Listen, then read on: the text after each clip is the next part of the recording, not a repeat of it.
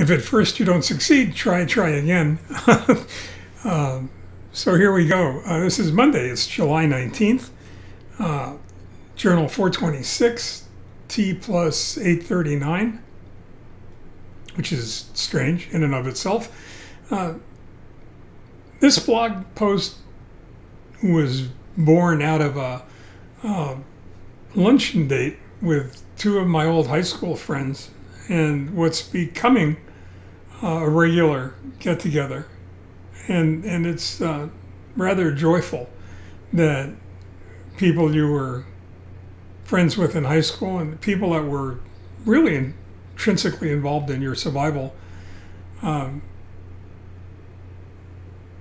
once again come into your life and have tremendous influence. And these luncheon dates have really become wonderful. I just hope they can go on, especially with the spike in COVID hospitalizations. However, we're going to work with this as long as we can because we're all enjoying it. But in the course of the conversation, one of my buddies turned around and asked this really interesting question, and I'm going to share it with all of you. I'd be really fascinated to hear what your answers are, but I'll share how it impacted me and sort of what's bubbling around as a result. I mean, he turned around and earnestly wanted to know if, when we were all in high school together, we ever thought, any of us ever thought, we would become as successful as we are. And I know.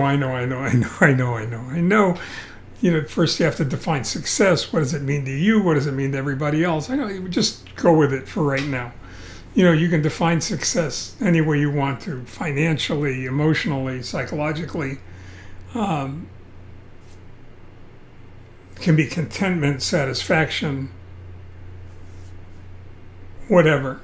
The question really is did your younger self ever dream of being in the situation that you're in right now? And I got it, and certainly in my own instance, the answer is absolutely not. I think the three of us really could have answered that question the same way, and it was fascinating because, we were all of us involved in our own struggles. Two of us were struggling financially as well as everything else. As I mentioned in the blog post itself, in the written blog, but that didn't strike me as the most important part of that question. The obvious answer is no. None of us could have seen our older selves sitting around having lunch, being retired, either fully retired or semi-retired, and not wanting or needing for most anything, being content, being satisfied. And there are all kinds of different reasons for that. But the thing that really grabbed me and the thing that fascinated me most, and I'm curious to see if it fascinates you as well, is it seemed to me that looking back and even looking at the present, the world seems to be divided in two groups of people. The first group are those who continually ask themselves and everybody else, why me? Why is this happening to me? What did I do to bring this? Actually, that's not even true. They don't ask what did they do to bring this on themselves. They ask, why is this happening to them? And a second group who turns around and says, why not me? Especially with regard to success, however you want to define it. Why can't I achieve that? If somebody else was able to climb that ladder, why can't I climb it behind them? Looking at what they did and how they did it. And the answer is, realistically, there is no reason that it can't be you.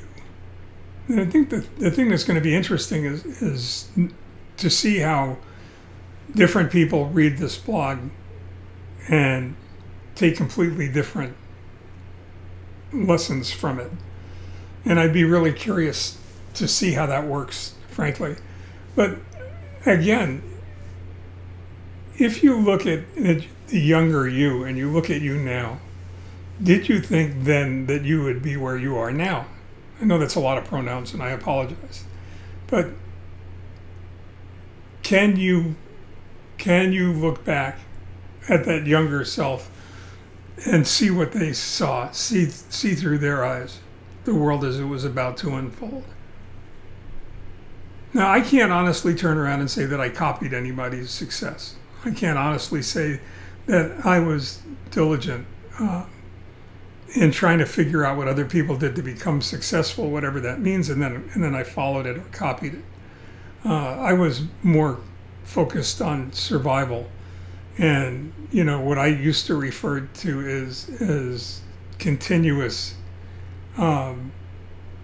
continual forward motion, manageable, sustainable growth, and really not doing anything to screw up, not doing anything to destroy that, and to always be in a position that would allow you some wiggle room for recovery. And that served me well over the years, over 52 years of being in business, first with my father, and then, my father and mother, and then on my own. And the lessons that I learned then, and